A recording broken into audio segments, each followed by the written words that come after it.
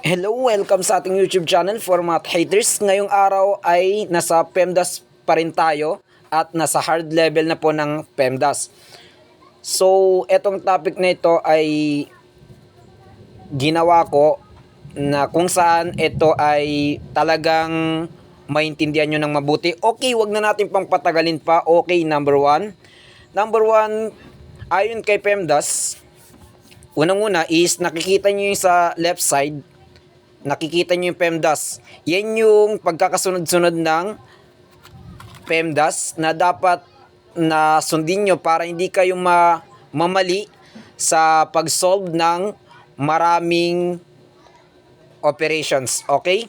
Mauna si close parenthesis, yung P, si exponent is yung 2 dyan, na nakikita nyo na kulay yellow, yan yung ating exponent. Ibig sabihin yung number na nasa itaas.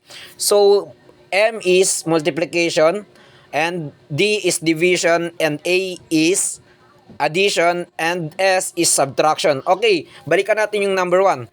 So, laging ang unahin natin is yung may close parenthesis. Okay, kung mapapansin naman natin dito sa ating number 1 is lahat naman ng number is nasa loob ng close parenthesis. Okay, so dahil lahat sila ay nasa close parenthesis, ang pangalawa naman na step na gagawin natin is si exponent. Always, etong dalawa ang mauna sa lahat ng operations. Okay, so may exponent tayo dyan, yung 3 raised to 3. Ibig sabihin yan is, yung 3, imumultiply natin ng makatatlo. Ibig sabihin, 3 times 3 equals to 9. 9 times 3 equals to 27. Okay, equals, ganyan.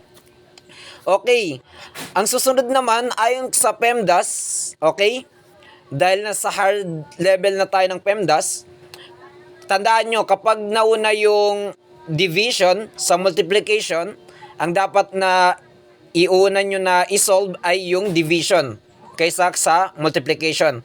Pero kapag nauna naman yung ating multiplication kay division, mas iuna natin isolve yung multiplication kaysa kay division. Okay, malinaw. So kapag nauna naman si addition kay subtraction, ang unahin natin isolve si addition muna bago si subtraction. Ganon din naman kay subtraction. Kapag siya ang nauna, dapat na siya ang iuna nating isolve bago si addition. Okay, malinaw.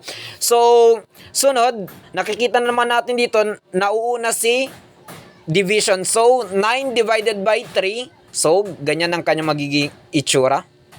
So, sunod, kung mapapansin nyo is si multiplication naman, yung susunod na operation. So, 27 times 2 equals to 54. Okay. Ganyan ang kanya magiging itsura.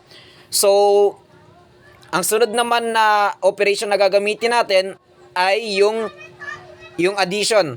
3 plus 54 equals to 57. So, ganyan ang kanya magiging itsura. So, nauna naman si subtraction.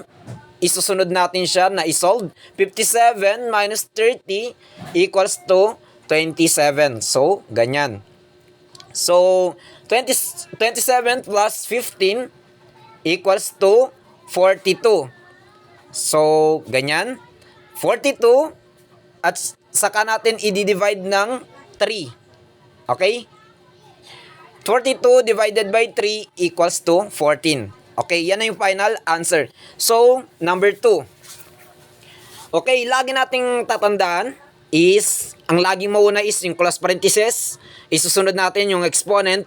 Tapos, nakadepende na sa apat kung sino yung apat na operation, kung sino ba yung mauna. Kung sino yung mauna sa multiplication, division, subtraction, or addition, yun yung dapat nating iuna. Pero, ang pinaka-priority si close parenthesis at saka si exponent. Okay? Naintindihan.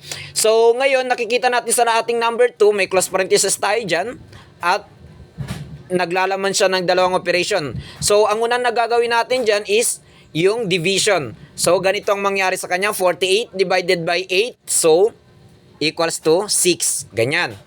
So, sunod naman, may close parenthesis pa rin tayo. Ibig sabihin, yung laman ng ating close parenthesis is si 6 minus 3 equals to 3. Okay. Ganyan ang kanyang magiging itsura. So, ang sisunod naman nating gagamitin na operation is si multiplication. Kasi siya ang nauna. 2 times 3 equals to 6. So, ganyan ang kanyang itsura. So, ngayon naman is mapapansin natin is sunod naman sa ayon kay PEMDAS, ang sunod naman is si division, di ba? Okay, 6 divided by 3 equals to 2. Ganyan ang kanyang magiging itsura. So, ngayon, nauna naman si subtraction, kaya isusunod na natin siyang isolve. 5 minus 2 equals to 3. So, ganyan ang kanyang itsura. So, sunod is plus na lang. 3 plus 5 equals to 8. So, yan na ang final answer. That's it.